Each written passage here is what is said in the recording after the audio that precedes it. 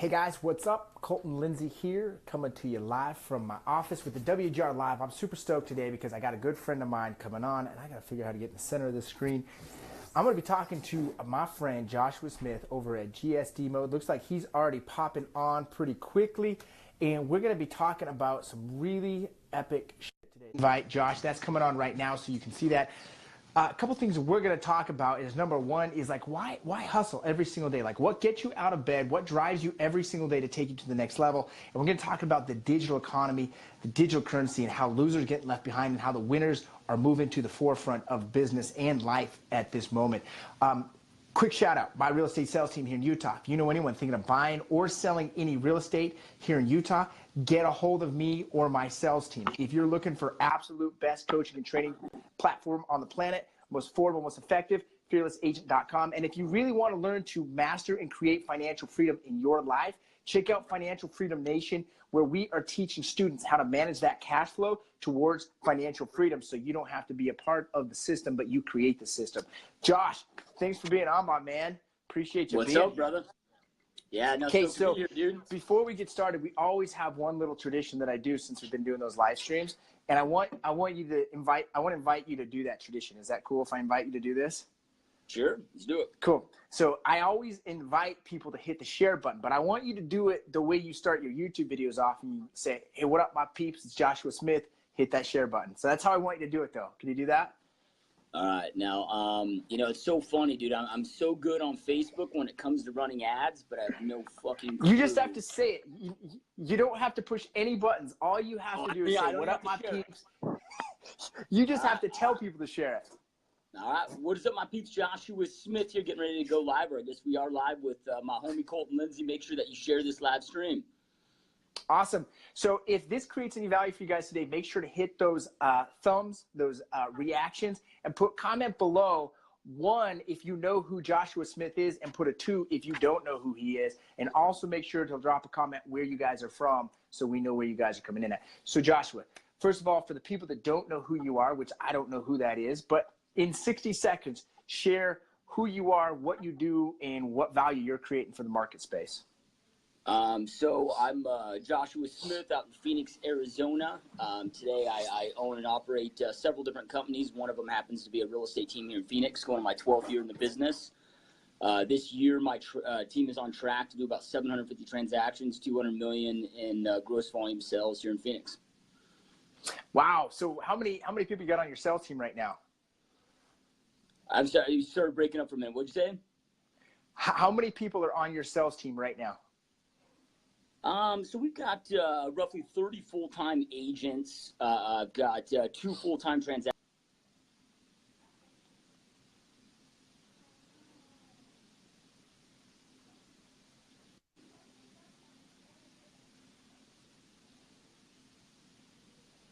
And then I've got a full-time recruiter and / agent trainer. Awesome. Cool. So it took you 12 years to build your team to that point. You didn't get there overnight, yes? No, dude, not. Hey, is your Wi-Fi on? Do you have your Wi-Fi connected? Hey, do you have your Wi-Fi connected? I think so. Let me double check.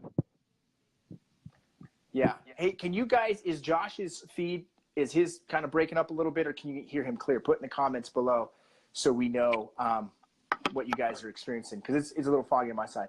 Cool. So it didn't happen overnight.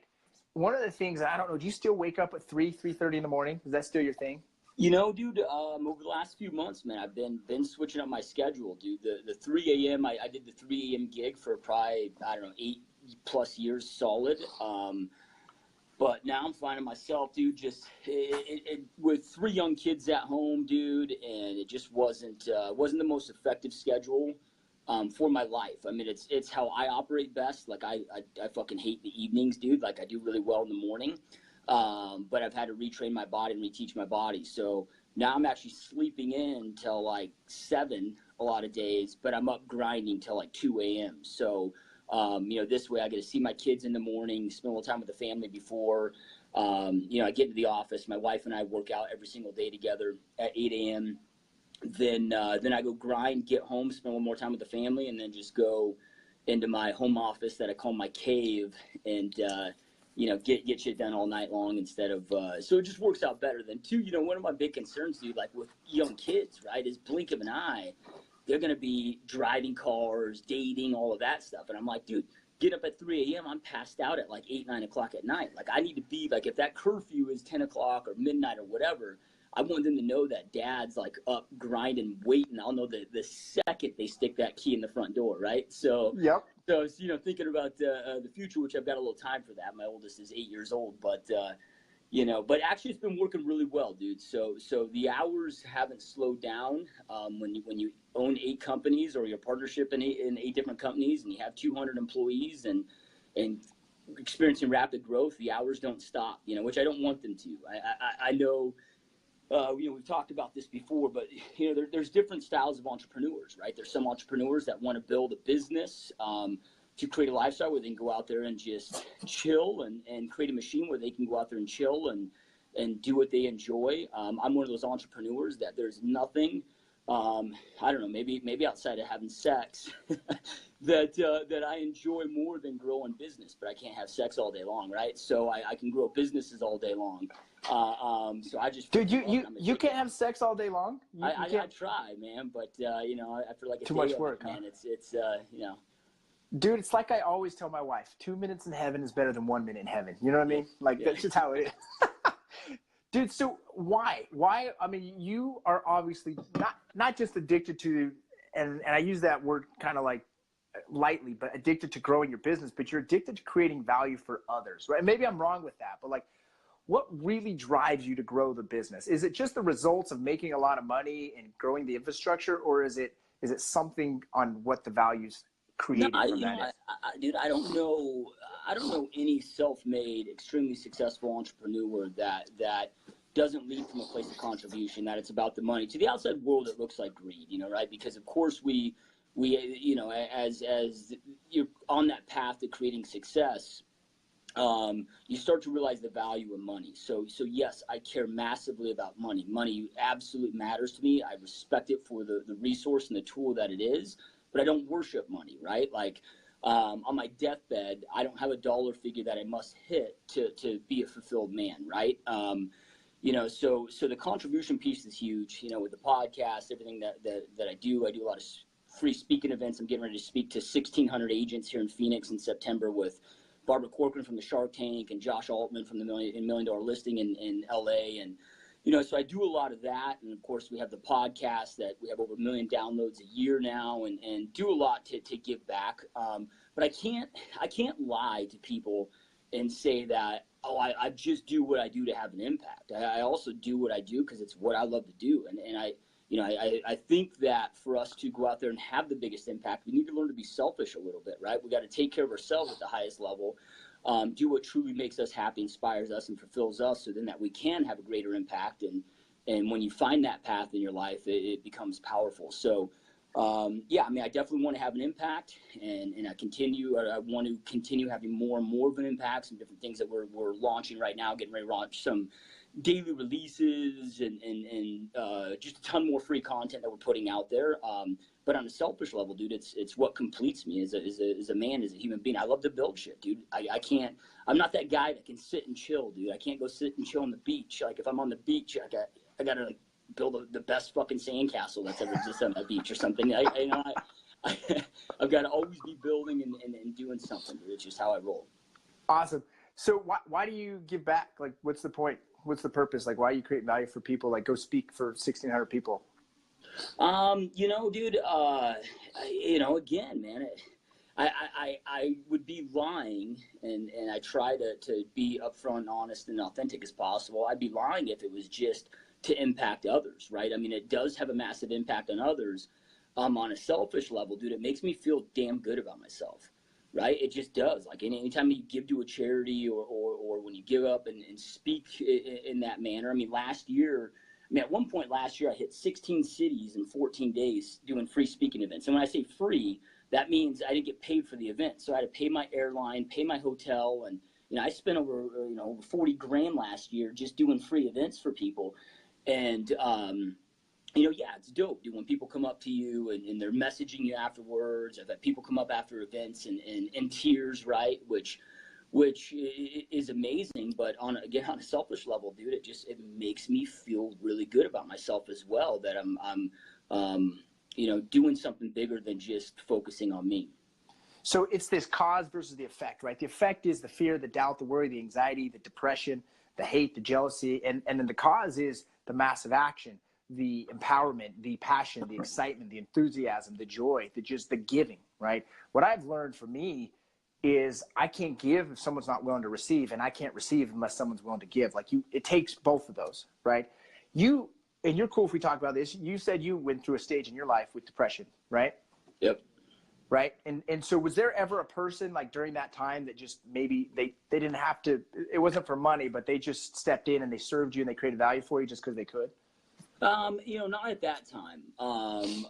When I was overcoming depression, dude, I mean, my depression existed, and I can't sit there and also be like it only existed at that one moment, right? It's come back at times, and every time that it's come back, I've been able to recognize, like, I know the exact behavior internally within me that creates that massive lack of fulfillment, and that's what I call the gap, right? Like, we're choosing to operate down here when we know that our potential is up here. It's not reaching that potential that creates that fulfillment or that helps you overcome depression. It's just knowing that you're not taking action and you're allowing yourself to operate way down there, right? And that's part of the reason that I like to create and build, right? Because I just, again, it just makes me so fulfilled knowing that I'm being productive and having impact, again, on my life, my family's life, other people's lives, whatever, in a positive fashion. So, but on my path to success, financial success or business success or whatever, any aspect of success, yeah, man, I've had so many. I mean, dude, like, when I got into business, dude, 12 years ago in 2005, YouTube didn't exist, Facebook didn't exist, there wasn't podcasts like you and I do. So I'd have to reach out to top producers, and I found that I was just way more successful reaching out to top producers outside of my marketplace. And I would just beg them, dude, hey man, let me jump on an airplane and just be a fly on your wall. I won't even bug you. Let me just shadow your team, your meetings, whatever. I'll just be a fly on the wall. And I had so many people say yes to that. That had such a massive impact on my life. And yeah, I don't know, it's like Arnold Schwarzenegger, when people classify him or introduce him like as a self-made man. He goes, I'm not self-made. Nobody's self-made. We had a ton of people that helped us go out there and create this success, right? Like did I come from essentially nothing and create success for myself? Sure, but it's not self-made. I mean, I had massive support from my wife, from my family, from friends, from mentors, from other people. So, even if giving back isn't something that you enjoy to do, dude, you owe it to those that poured into you to give back. And that's a lot of the reasons that I started the podcast and started speaking at such a high level. Because in the beginning, it was, I just get local agents or other agents be like, hey, dude, can I take you to coffee and pick your brain? Well, you can only do that for so long, right? I mean, I get probably a dozen requests a day to sit down and pick my brain. I just can't do it anymore, right? So then you create bigger spaces, other spaces for people to do that. But yeah, absolutely, man. I mean, I've had so many amazing mentors over the years that have poured into me, dude, and absolutely wouldn't be where I am without them. So what I hear you saying is when you're not taking massive action is when you're down here in the gap, right? And it's when you're taking the action that leads to your potential, that's when you get the fulfillment. Yeah, and not even massive action, right? I mean, it can be like, hey, I mean, at this point in my life anymore, I mean, I still grind a lot, but I'm not, grinding 24/7 like I used to. I mean, sometimes I go through phases, like right now I'm going through one of those phases where I'm in the middle of creating 3 new products simultaneously right now in 3 different industries, and it's a grind right now, right? But there's a lot of times where I'll take a day or 2 off a week or whatever that looks like. But even on that day off, man, I'm working on my self-development, or I'm focused on creating memories with my kids, right? Being a better father, being a better husband, whatever it may be. So it doesn't necessarily mean that I've got to be in the grind hustling, right? It's just got to mean that I'm just growing as a human being. I mean, I'm just all about growth, all about expansion. If you're not growing, you're dying as human beings. And I truly believe, dude, that depression is called universe, called the God. I mean, I'm not a religious person, but I'm a very spiritual person, if you will. So whatever it is that you believe in, I believe that, and we all have our own belief systems, right? But I believe it's the universe or the world's way of getting you to wake the hell up. Dude, you got that pain, that depression in your life, And that's just a gauge, dude, of like, look, you need to wake the hell up and start doing something. Yeah. That's what's huge for me, because for the longest time, like, I was so driven because, like, I want to hit that next level financially. I want to hit that next number, like, I wanted to prove people wrong that I could do it, right? And then it hit to me like, okay, money's not an issue. Like, money comes to me easily and frequently. But what I realized is, like, depression, when I had some sort of any bit of depression in my life, it's because I was living in the past, right? Like, either my past mistakes, or I felt someone had hurt me, or I was blaming, justifying my results. And then once I could forgive myself and I could get, like, to this space of today, the depression disappeared, right? Like, it went away. But then I started hitting up against this other side of anxiety, right? And then the anxiety was this fear of maybe running out of money, or the fear of not making it happen financially, or the fear of letting my spouse down, or the fear of, I'll be honest, one of my fears lately, my anxieties lately, is the fear of losing my parents, right? Like, this fear, and you kind of expressed a little bit, like, your kids are going to grow up one day, right? You're going to blink and they're going to be gone. And it's funny, when I catch myself, I'm living in the future that causes this anxiety. When I get rid of that future thinking and I get in today's thinking, obviously planning for the future, but getting in today, like this moment, like this, us conversating right now, or if I'm spending time with my kids, whatever it is, then all of a sudden fear and depression disappears. And now it's like this wave opens up, right? And you get to create whatever you want. So why would you say a lot of people are suffering maybe in this negative energy today, that are getting stuck there versus getting proactive and in cause mode?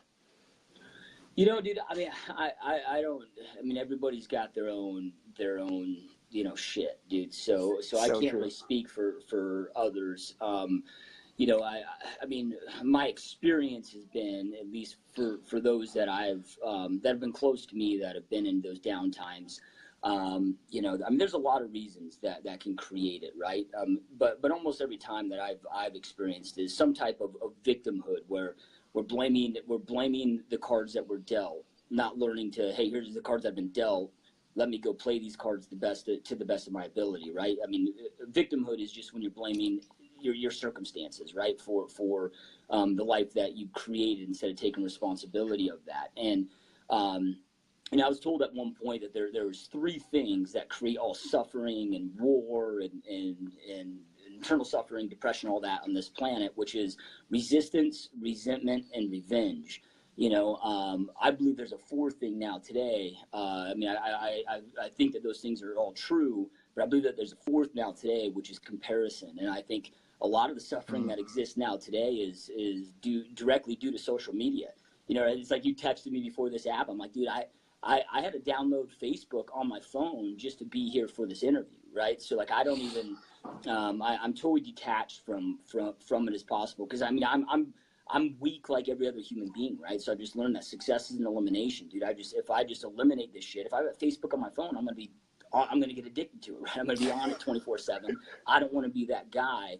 Smartphones, dude, are not making us smarter. They're making us dumber, right? So, Yeah. but yeah, that comparison, I think, I mean, suicide rates are massively through the roof right now, and a lot of it's due to social media. People go into this comparison mode, and gets kind of scary. So, but yeah, dude, it's like you said, living in the past, right? Which would be a lot of that resentment, right?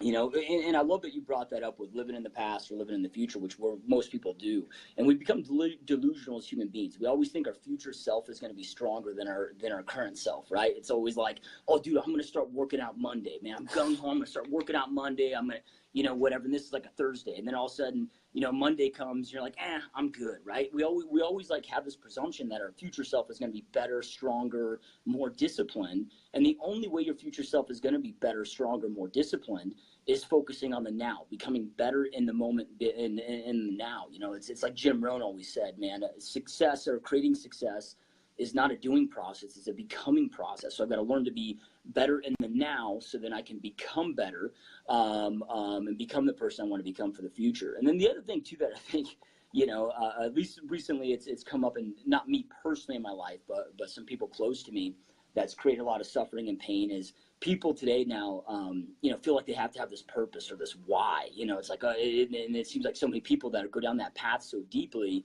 again, it creates so much internal suffering. Like, oh shit, I don't know what my purpose is, so I, whatever. And they feel like they're doing nothing with their life because they can't identify some big purpose. And I'm like, look, dude, maybe you need a purpose, maybe you don't. Maybe at some point you'll discover one. But what I always recommend to people in those situations is identify who you are right now. right? Deal in realities, identify who you are right now, identify the person that you know you want to become. Who are you capable of becoming? What do you want to become? And then put all your attention on becoming that person. And during that path through that, yeah, maybe you'll discover your purpose. And, I was recently asked by my peak performance coach, and she had, the question was in context of somebody else, not me personally, but I applied the exercise to me. She was like, you strip away all the success, right? All the money, all the success, all the material possessions, even your family. Take everything away, and you're standing there naked in front of the mirror. Who are you as a human being? Right? And I started thinking about it, and then I'm like, well, fuck, dude. Like for me, I'm just a naked dude standing in front of a fucking mirror. That's all that I am, and I don't want to be just a naked dude standing in front of the mirror. At that point, at a low moment like that, I'm gonna deal in realities of what I am in that moment. I'm going to identify who that I want to become, and I'm going to put all my energy, attention, and focus on becoming the person I want to become, period. But there's a lot of reasons, dude. And people, I don't know. None of us, we as human beings, we get so delusional thinking that we were entitled to certain upbringing and a certain life, and we should have had this, whatever. And everybody's got their own shit. But I know that there's people that had it a bazillion freaking times worse than I ever did, right? So I don't like to pretend that I know what it's like to be in anybody else's shoes, because I have no idea. So if this so far is creating any value for you guys, make sure to share some reactions, give some hearts and some thumbs up if this resonates with you. Give some angry faces if you think it's a bunch of bullshit, and put in the comments below where you guys are from, where you guys are located in the world today. And then also hit that share button. Do me a favor. My mission is simple: create massive value for others, empower you to act. And number 3 is share the message. So click that share button and get it out there. It's funny, Josh, you bring up like, so I had this fear, like I hit some major pain about a year ago, July 10th, right? I believe it was the day that a good friend of mine passed away from stomach cancer, 39 years old, making $1.5 million a year, crushing it, right? And all of a sudden I was like, dude, I'm mortal. Like that was like the day it clicked on me, like I am a mortal human being, right? And so I started this fear and this anxiety of ill health, and I was fat, dude. I was giving all these justifications of why I was overweight or out of shape, of unhealthy. My parents taught me bad habits, or I grew up middle class, or my parents took me to Wendy's, or whatever. I was putting the blame off, right?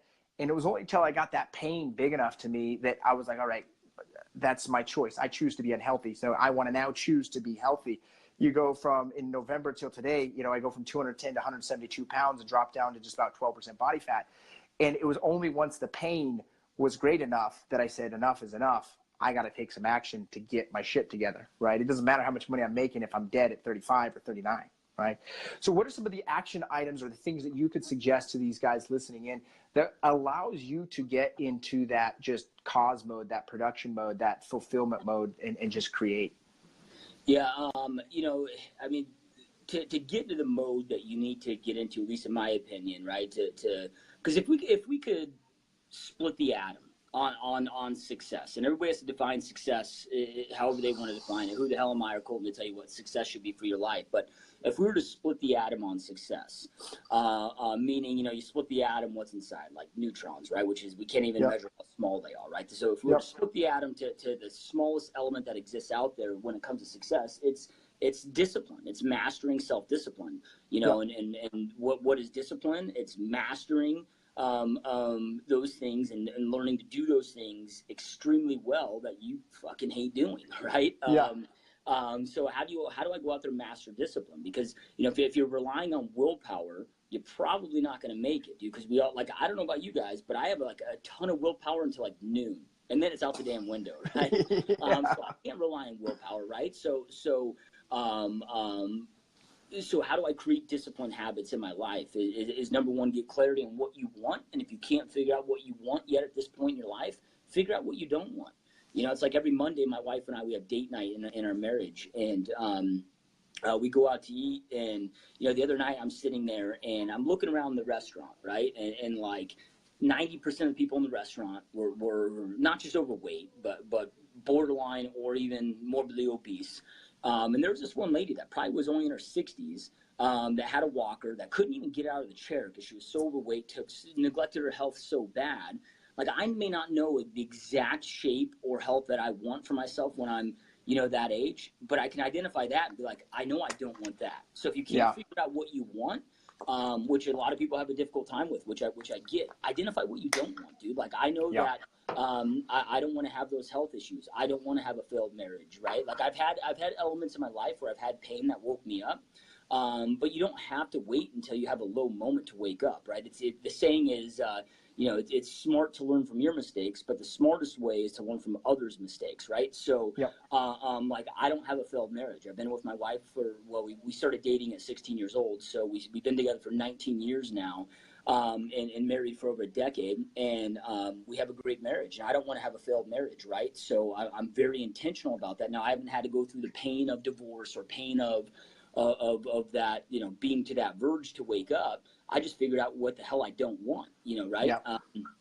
But you got to get clarity on that because, dude, I'm like business is very simplistic, just like all success. If I want to be like, okay, Colton, and congrats on the, the health journey, dude, and the success there. But it's like, okay, dude, if I want to go out there and lose weight, right, or take care of my health, it's not fucking rocket science. We all know what to do there, right? Or you can figure it out on Google in 5 minutes for free of what to go out and do. So same thing with business. Dude, people think that business is so difficult. It's so freaking simplistic, right?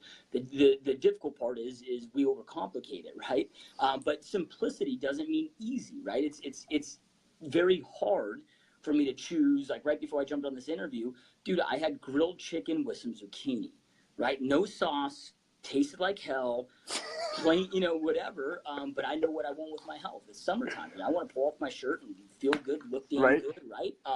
And have those other health benefits, right? So simplistic doesn't mean difficult, but you gotta, if you don't have full clarity on what you want or what you don't want, you're gonna give into those easy times. But then from there, like if you guys can see here, let me unplug this. But I'm in my office right now, so this is inside my studio. So everywhere inside here is different quotes, different things that matter to me, different photos, whatever. But I have sayings everywhere, right? Kind of like, my life mission statements. I've got a sign up here for my daughter.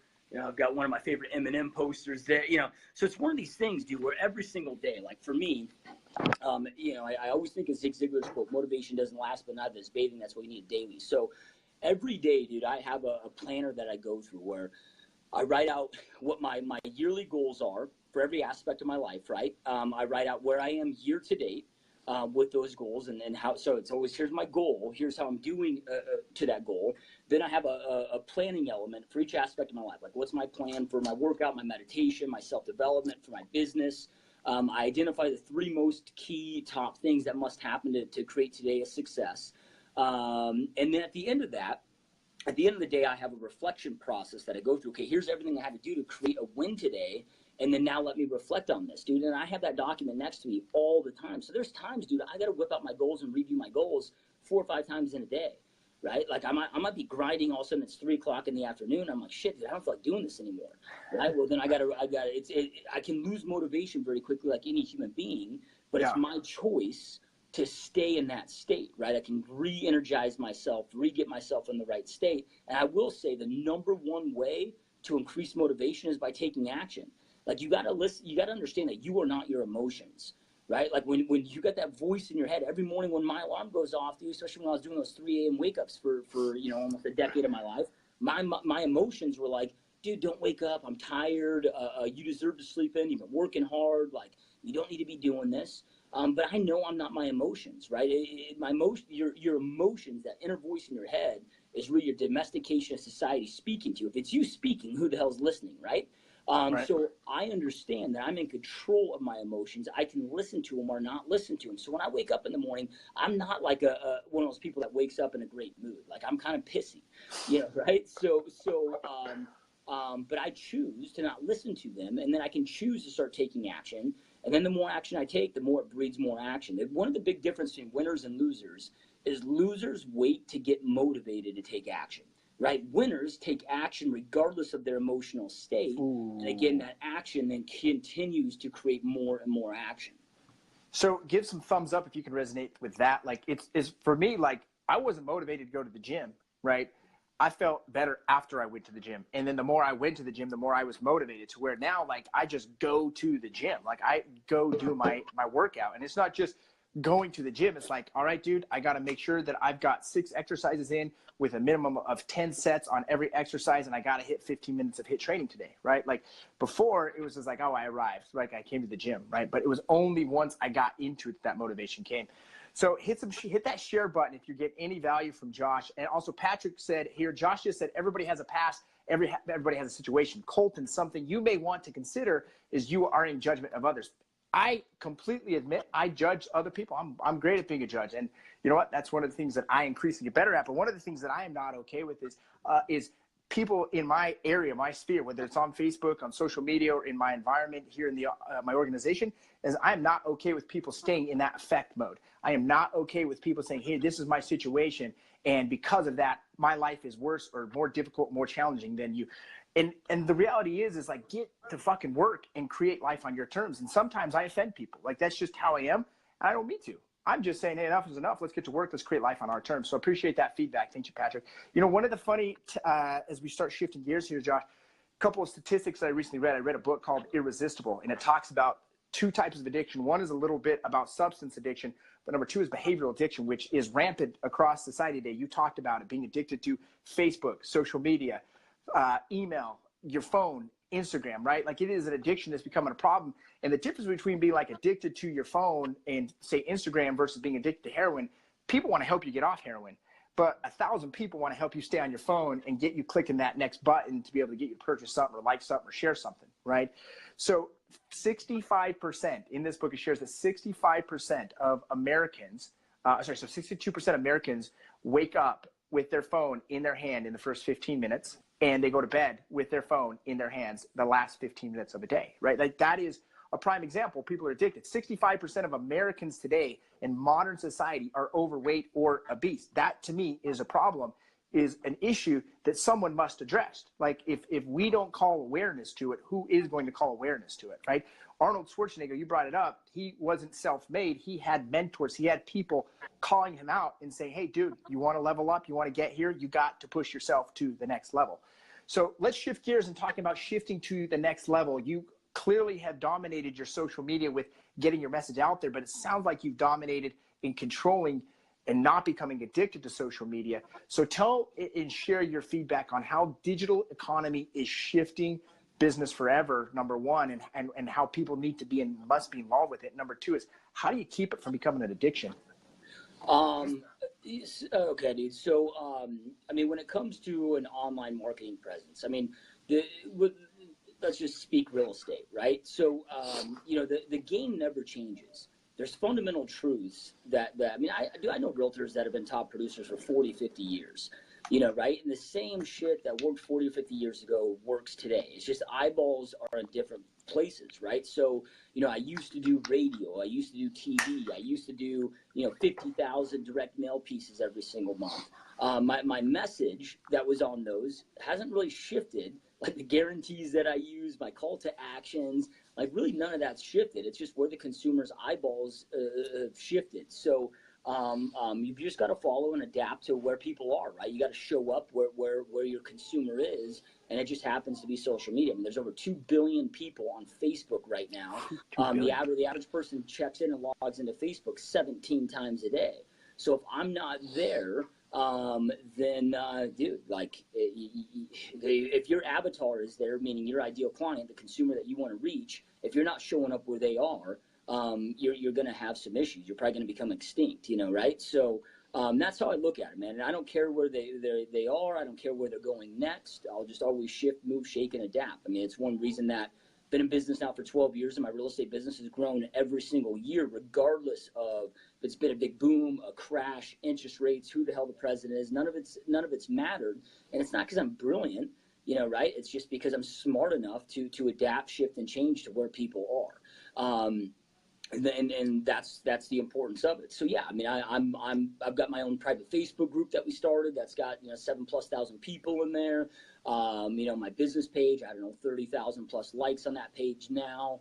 You know, so I mean, anyway, with that, like, yeah, I've grown a following, I've grown an audience. We continue growing. It continues to grow exponentially. I was just looking at the numbers, dude. I've spent $700,000 in the last 2 years on Facebook ads. Right? And that's not in my real estate business. That's been all my companies, right? I spend about $3,000 a month on Facebook ads in my real estate business. But what you got to look at is you got to identify of your effectiveness of your time, right? It's like, okay, it's just like going into the office. If I go into my real estate office, my time can be spent very well if I'm focused, if I'm driven, but it can be spent in a shitty manner too if I just go in there and gossip and socialize and I'm not effective. Right? So there's a right way and a wrong way to do anything. I go to a networking group and I can be effective there, or I can just use it as entertainment. So just always reflecting and asking yourself, is what I'm doing being an effective use of my time, or is it not? Life is about trade-offs, right? So like right now, you're trading off a certain portion of your life to watch this interview right now, or this podcast, or whatever the hell this is classified as. But you're trading off this portion of your life. That means you're gonna have that less time to spend with your kids, your significant other, with your clients, whatever. So in each element, you've got to reflect and just ask yourself: is this an effective trade-off? Right? So like if I go to the coffee machine and there's an agent sitting there venting and bitching to me about how bad the market is or how they've got a nightmare client, and I choose, and choice is the key word there because every action is a choice. If I choose to sit there and listen to them vent for 20 minutes, well, I just traded off that 20 minutes of my life that could have been invested with my kids, could have been invested into my business or another element. So but people just operate so fast today, dude, right? Where they don't take the time to really reflect. So you got to always be reflecting, spending some good time in solitude and asking yourself, are these effective trade-offs? Is this an effective use of my time or not? That's what I teach with inside of my sales organization, inside of my mastermind, in our coaching students, is what's called Smart Day and Smart Week. It's like smart day is 15, 20 minutes, and this is minimal of just reflecting on where is my day gone and where is my day going tomorrow. Like, get intentional with your time. And Smart Week's the same thing. It's like, I would imagine that as busy as you are, you probably take a lot of time just to reflect. Yes? Or am I making that up? Yeah, no, I mean, I spend as much time in solitude as I can, right? So, which is probably about 5 or 6 hours a day, right? I'm not just reflecting and watching paint dry on the wall, but I'm just the older I get, the kind of more introverted I become, and the more time that I like to be alone. But I will say this too. So like when people hear me now today talk about I've got dedicated times where I check my email. I've got dedicated times where I check my text messages. I don't even answer my phone anymore, right? But like Colton talked about, the average person wakes up looking at their phone and goes to bed looking at their phone. Well, dude, if I got wiped out and I was having to rebuild my real estate business from scratch, dude, you're fucking right. I'm going to be checking my phone first thing in the morning. I'm going to be checking my phone in the evening. I'm going to be checking my phone while I'm taking a poop, dude, right? Like, I'm going to be on my phone 24/7. Like when I was growing my business, dude, like I remember at one point, like I'm having sex with my wife and a call comes in.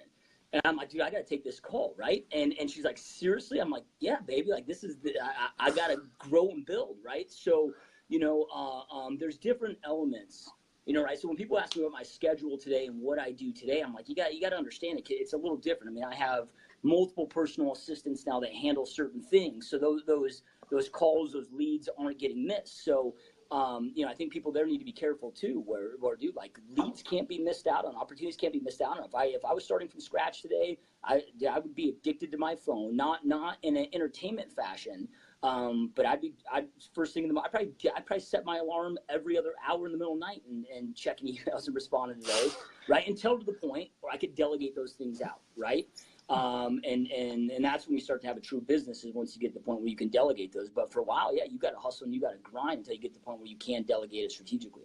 Yeah, you got to do whatever it takes to make it happen. So how could you have created the business you've created today, say in the 90s? Could you have had as much and as quick of success with your business today?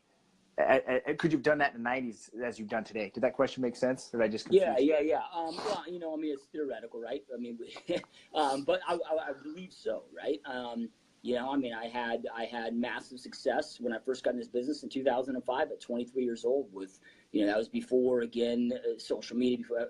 I mean, dude, 48% of my business still today comes from open houses. I'm listing 20 homes a week right now, and the vast majority of those are still coming from my mega open houses, right? So now we have a lot of ads or business that we're doing from online advertising, whatever, but absolutely, dude. I mean, the internet's not, again, man, the fundamentals don't change. It's just where people are showing up that's those things shift and alter.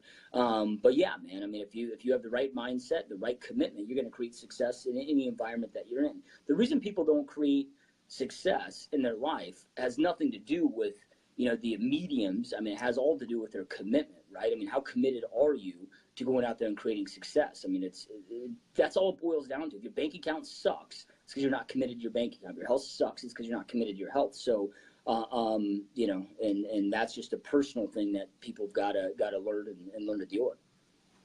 So with that being said, the idea is you got to get customers. It doesn't matter if it's from an open house or from a Facebook ad or from a Facebook ad driving people to the open house. Like, you must get customers. Has the digital economy been able to help you increase the speed of which you can acquire customers? Yes and no, right? I mean, it's. I was talking with, I don't know if you know Pat Heidman, but he's a good buddy of mine. Pat's good dude. He's got an epic podcast, and he was all like, man, back in the 90s when you got a lead, he goes, it was like doing a line of coke, and he goes, not that I do a bunch of coke, he goes, or whatever. It was just an analogy where it's just like boom, like you would get energized because you knew it was a solid lead. Now today, because the average human being is sold well over 2,000 times every single day, we don't have the mental capacity to handle it, so that we put up so many more blocks today. So yes, is it easier to lead generate now today than ever? Sure. Right, but it takes way more reach outs, way more frequency, and sometimes a lot more time. People have more options today than ever before too. So, again, I didn't exist in business in those standpoints, but I'm guessing it all ends up being relative. So it's from my experience, it's all patterns, right? Like it's recognizing what the patterns are and using those patterns to your advantage, whether it's digital or whether it's communication patterns or whether it's health patterns, right? We have these beliefs going on. 126 bits per second of information can go register through us consciously. 2 million bits of information can register subconsciously, right? And we have so much information being fed into our subconscious mind now. So how do you use the digital communication and stay ahead of, just dominating the competition, really? What do you do differently than what the competitors do?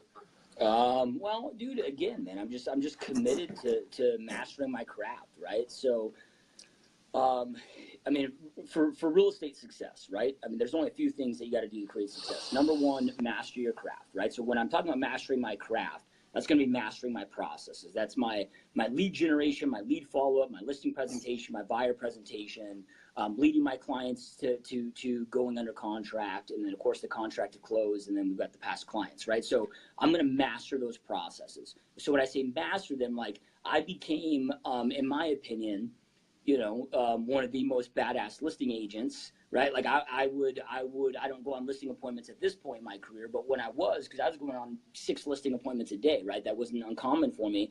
I would put myself and my abilities up against anybody at that point in time. But it wasn't from going on the 6 listing appointments a day or whatever that I got so good at it. I was so committed to mastering my craft that I'd go home at night after working my 12, 14, 15, 16-hour day, spend all the time with the family. When the family would go to bed, I'd spend 3 hours every single night rehearsing, role-playing my presentation over and over and over. So that's mastering your craft. Processes inside your business. Then from there, and this applies to every business, right? My companies are from real estate to software to the health and fitness and healthcare industry. So it's all the same. It's all the same in every business. Just the product changes. So then from there, I've got to develop systems around my processes. So systems ensure that those processes happen over and over and over, are not missed. They're duplicatable and become scalable. Right? Then from there, it comes down to tracking and knowing my numbers. Every successful entrepreneur knows their numbers intimately, right? So I've got my processes that I've mastered. I've got my systems to ensure those processes happen, and I know my numbers. Like right now, I know, we were just talking about Facebook. I know 10% of Facebook leads that we generate. And you froze there. Oh, there you are.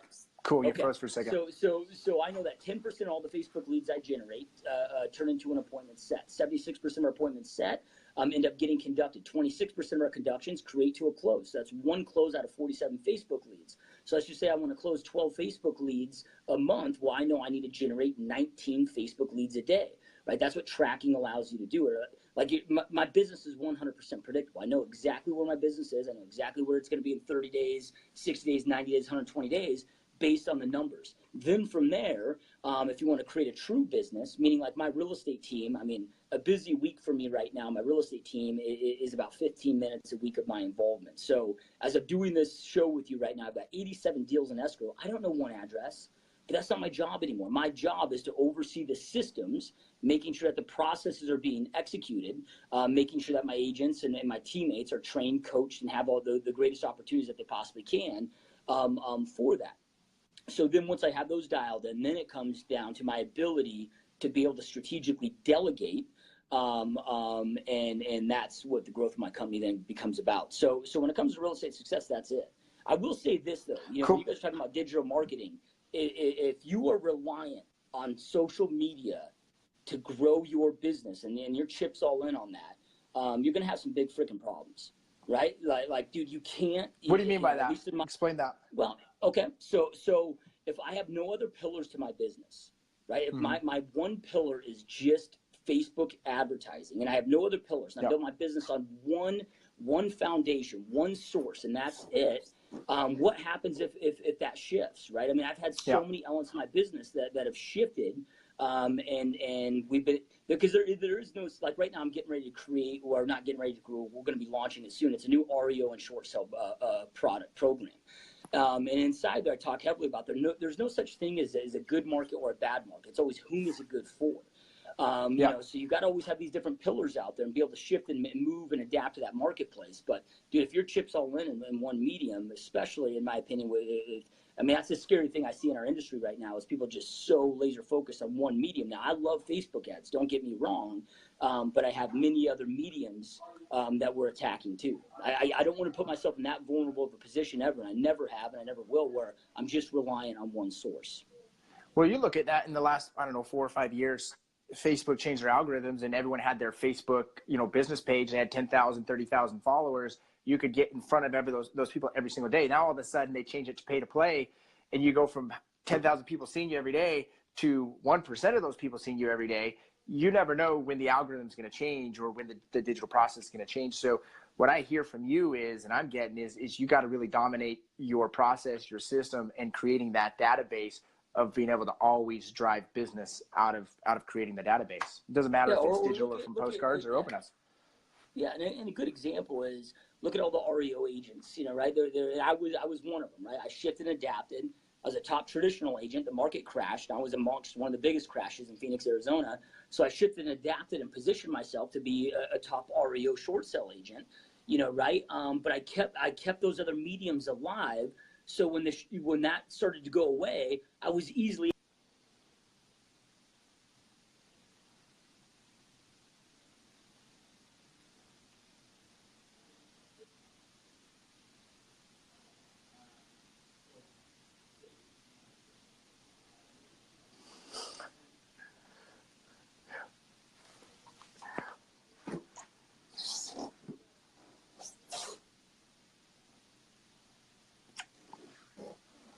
Cool. So you froze for a second, but we totally get what you mean by that is you got to be able to adapt to the market and shift with the market. So Josh, anything you want to say before we wrap things up? And I think you were, oh, there you are. You came back. Cool. Go ahead.